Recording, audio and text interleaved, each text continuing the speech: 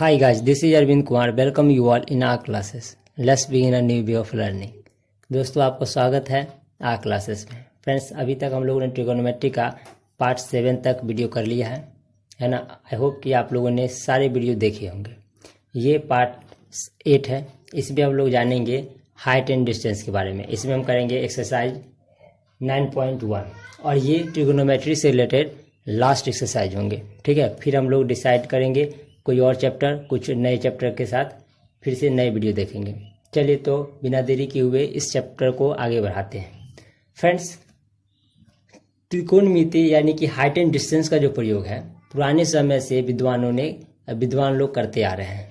ठीक है, इसका प्रयोग पृथ्वी से ग्रहों और तारों की दूरी मापने के लिए किया है ना। और भी अलग अलग जगहों पे इसका प्रयोग किया है।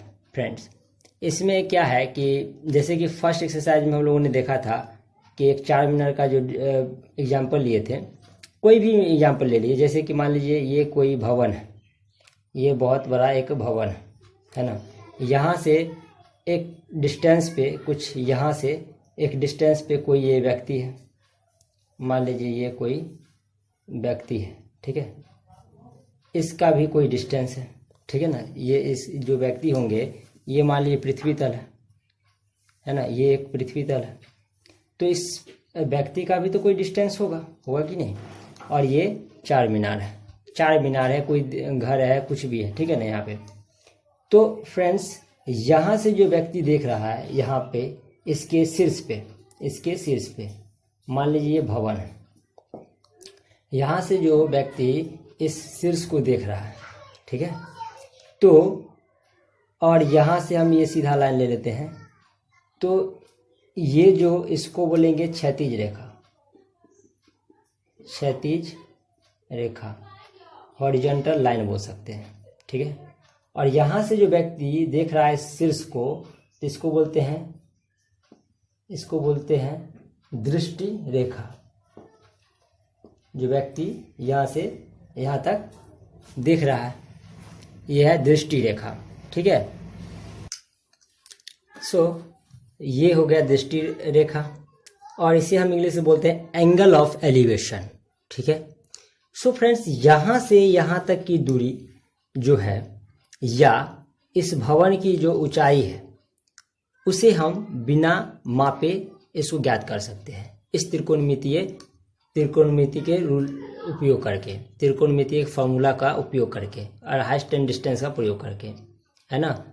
जिसमें इसके यहाँ से इस व्यक्ति के और इस मान लीजिए भवन है, इसके डिस्टेंस को यानी दूरी होगा यहाँ से यहाँ तक, और ये भवन के लिए ऊंचाई, ठीक है ना। तो इसे हम बिना मापे भी त्रिकोणमितीय अनुपातों का प्रयोग करके, त्रिकोणमितीय फार्मूला का प्रयोग करके हम इसे ज्ञात कर सकते हैं, ठीक है ना। तो ये जो क्षैतिज रेखा है और ये दृष्टि रेखा है, उसके इस पे जो झुकाव हो रहा है, इस पे जो एंगल बन रहा है, उसे बोलेंगे हम उन्नयन कोण, ठीक है फ्रेंड्स। इसे हम क्या बोलेंगे, उन्नयन कोण, ठीक है। और यहाँ पे यहाँ से यहाँ तक की दूरी को बोलेंगे, यहाँ से यहाँ तक दूरी जो होगा भवन से व्यक्ति की दूरी, है ना। अगर हमें ये जो डिस्टेंस तय करना हुआ, तो सबसे पहले इसके लिए हमें इस व्यक्ति की दूरी का पता होना चाहिए। मान लीजिए इसके लिए एक और डायग्राम बनाते हैं।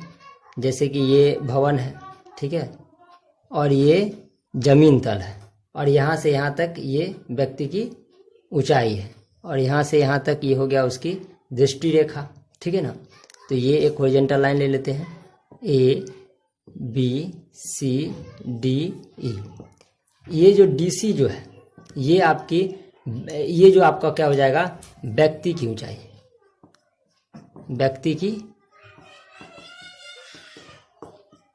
ऊंचाई, ठीक है।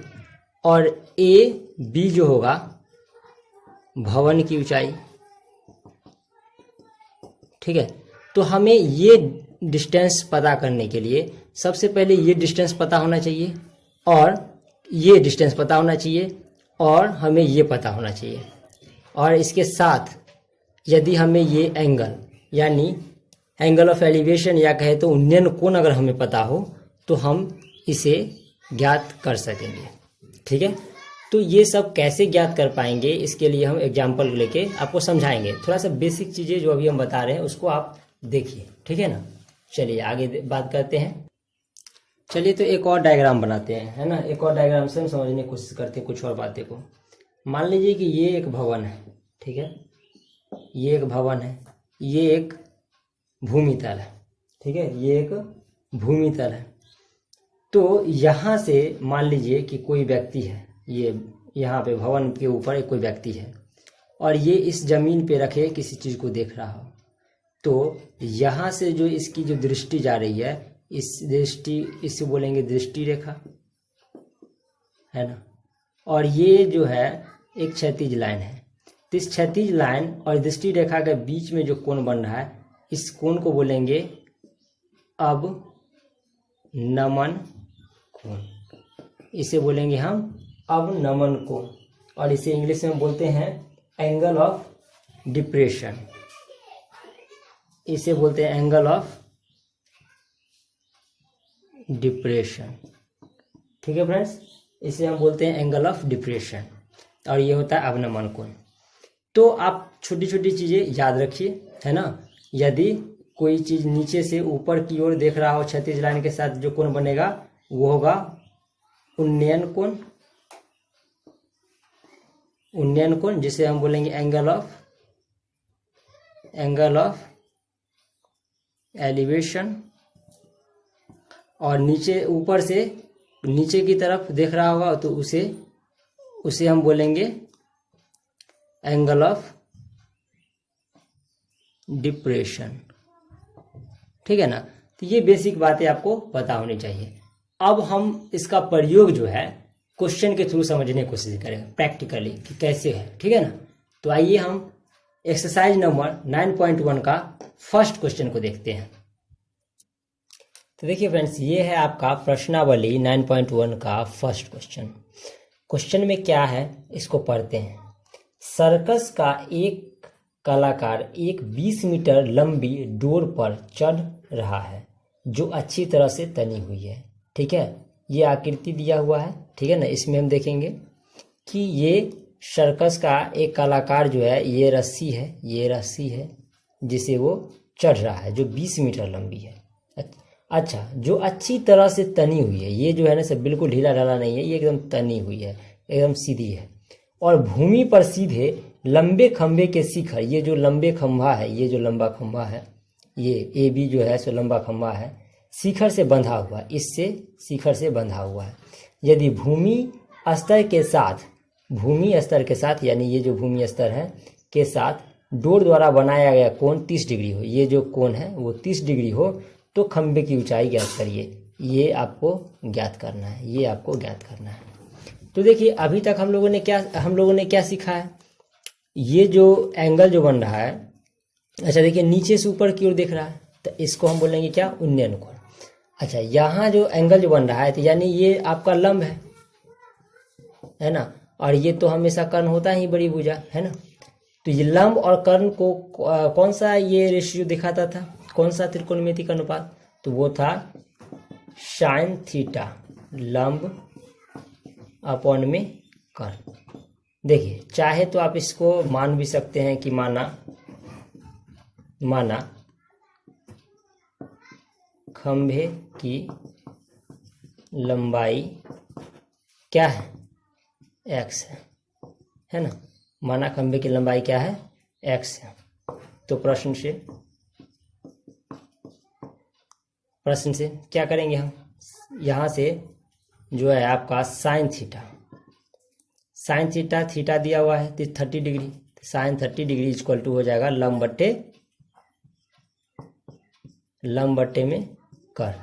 और साइन 30 का वैल्यू कितना होता है फ्रेंड्स, साइन थीटा का वैल्यू कितना होता है, तो साइन थीटा बराबर लंब बट्टे कर्ण। तो लंब देखिए क्या है, ए बी है, यानी जिसको हम x मान लिए, ये x है, और कर्ण क्या है 20 है। तो साइन थीटा 30 डिग्री का वैल्यू आपको याद होगा, जो होता है 1/2 और ये x बराबर में 20। ठीक है, तो ये क्रॉस मल्टीप्लिकेशन कर दी इधर से इधर और इधर से इधर, तो ये 20 = 2 हो जाएगा 2x, इसलिए हम x बराबर क्या लिखेंगे 20/2 = क्या हो जाएगा, ये हो जाएगा 10, है ना। तो ये 10 मीटर हो जाएगा, ये हो जाएगा 10 मीटर। ठीक है, तो ये हो जाएगा 10 मीटर। तो इसका आंसर क्या हो जाएगा फ्रेंड्स, तो खंभे की लंबाई हम क्या बोलेंगे, खंभे की लंबाई क्या हो जाएगा फ्रेंड्स 10 मीटर, ये हो जाएगा आपका आंसर। ठीक है फ्रेंड्स, खंभे की लंबाई हो जाएगा 10 मीटर। आपको एक बार बढ़िया से हम पूरी क्वेश्चन दिखा दे रहे हैं, है ना, देख लीजिए। ये फर्स्ट क्वेश्चन है और इसे आप अच्छे से समझने की कोशिश करेंगे। ठीक है फ्रेंड्स, तो चलिए, आई होप कि आपको आंसर क्लियर होगा। ये फर्स्ट क्वेश्चन था, चलिए आगे बढ़ते हैं। आइए तो प्रश्नावली 9.2